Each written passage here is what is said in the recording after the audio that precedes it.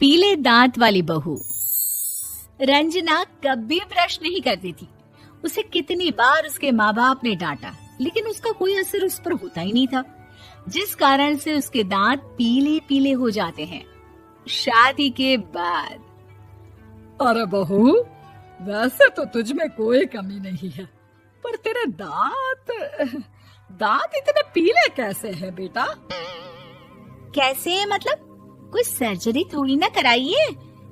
वो तो क्या नाम, मैं ब्रश नहीं करती थी तो पीले हो गए। अब क्या करूं? आप कहें तो लाल करवा लूं या फिर काले? यार ये क्या है, क्यों माँ से लड़ रही हो? लड़ रही हूँ? अरे मैं लड़ रही हूँ या ये बोल रही है कि दांत पीले हैं, पीले। अरे तपस्या थोड़ी ना की है इन्हें पीले करने के लिए। बकायदा ब्रश नहीं किया है 20 साल तक, तब जाकर। छी, कैसी बात कर रही हो? ये उस वक्त तो पीले नहीं थे जब हम लोग तुम्हें देखने आए थे। अरे तब साफ करवा लिया होगा डेंटिस्ट के पास जाकर। अब देखो कैसे पीले पीले लग रहे हैं। रंजना सास की तरफ गुस्से से देखती है। फिर शुरू हो गई पीले पीले पीले।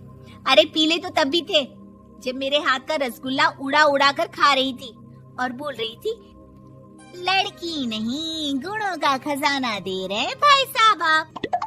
खैर, अब वो लोग करते भी तो क्या करते, पीले दांत वाली बहू पल्ले पड़ी थी तो झेलना तो था ही। एक दिन कीर्तन में रंजना गाना गा रही थी।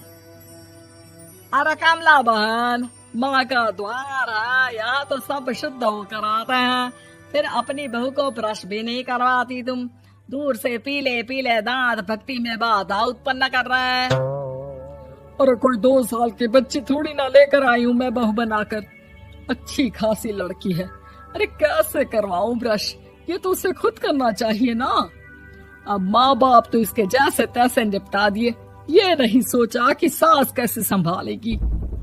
सास बहू को लेकर घर आ जाती है, लेकिन सोच लेती है कि अब इसे लेकर कहीं नहीं जाएगी। अगले रोज बहू कहती है, अरे क्या हो गया, मंदिर नहीं जाना क्या? कीर्तन का वक्त हो रहा है। मेरी मधुर वाणी से कान्हा जी जागते हैं और सोते हैं। आप तो जानती है ना उनकी भक्ति में कितना मन लगता है मेरा। वो क्या है ना, तबीयत ठीक नहीं लग रही है मेरी, आराम करूंगी मैं। तबीयत ठीक नहीं लग रही? अभी तो मिथुन के गाने पर नाच रही थी आप, और अब बोल रही है कि तबीयत ठीक नहीं लग रही। अरे भक्ति में मन लगा लो सासू माँ, ऊपर जाना है, क्या मुंह दिखाओगी आप? हाँ? सास को बहू की बात पर गुस्सा आ जाता है। मैं क्या मुंह दिखाऊंगी, इसकी चिंता तो ना कर, समझी? अपने मुंह की चिंता कर, जो ये पीले पीले दांत लेकर हर जगह पहुंच जाती है। पता है लोग कितना मजाक बनाते हैं। ना जी ना, मैं नहीं जाना कहीं तेरे साथ। तो ये बात है। कोई ना, मत जाओ, मैं अपने कमरे में ही बैठकर भक्ति कर लूंगी। ऊपर वाला दांत थोड़ी ना देखता है, मन देखता है, भावना देखता है। और अरे बस बस, तू सब कुछ दिखा, बस ये सफेद चमकदार दांत ना दिखाना किसी को, है? जा यहाँ से। बहू को सास की बात का कोई फर्क नहीं पड़ता, वो तो जैसी थी वैसी ही रह जाती है। सुबह नहाकर किचन में खाना बनाना, फिर खाना खाना, कीर्तन भजन करना और सो जाना। एक दिन, माँ जी मैं सहेली के घर जा रही हूँ, शाम को लेट आऊंगी। हाँ, तो जाना, मैंने कौन सा तेरी आरती करनी है घर पर बैठकर।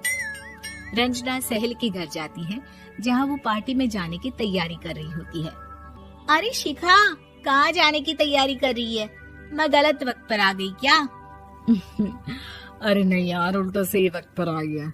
मैंने ये साड़ी और ज्वेलरी निकाली है यार, शाम को इनके ऑफिस की एक पार्टी में जाना है। बताना कैसा लग रहा है ये सब?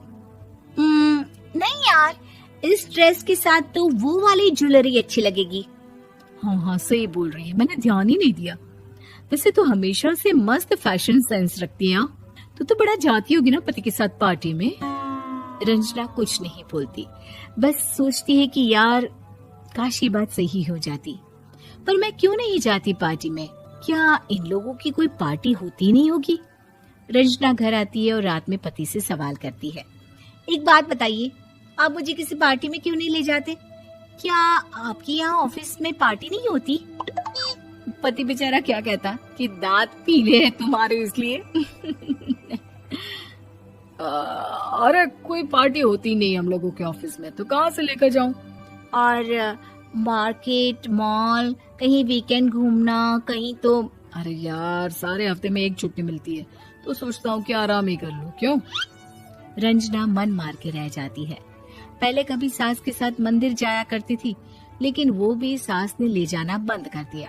घर बैठी बैठी रंजना बोर हो जाती है। तभी उसे आइडिया आता है और वो मायके जाने का सोचती है। सासू माँ, 2 दिनों के लिए मम्मी के घर जा रही हूँ। अच्छा अच्छा ठीक है, आराम से जा। और हाँ, माँ से कुछ अच्छी आदत सीख कर आना कि कैसे शरीर के हर भाग की तरह दांतों की सफाई भी जरूरी होती है, समझी? शुरू हो गई ना आप। वो लोग आपकी तरह नहीं है कि छोटी छोटी बात का बतंगड़ बना दे। उन लोगों के लिए मैं मायने रखती हूँ, ना कि मेरे पीले पीले दांत।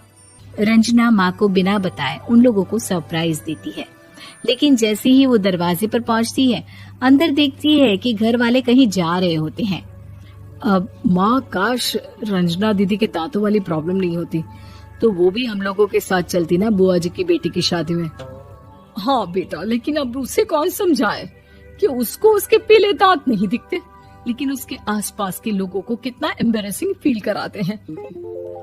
मुझे तो कितनी बार उसके स्कूल की टीचर ने शिकायत की कि उसके साथ कोई लड़की बैठना भी नहीं चाहती, और ना ही कॉलेज में कोई उससे बात करना चाहता था।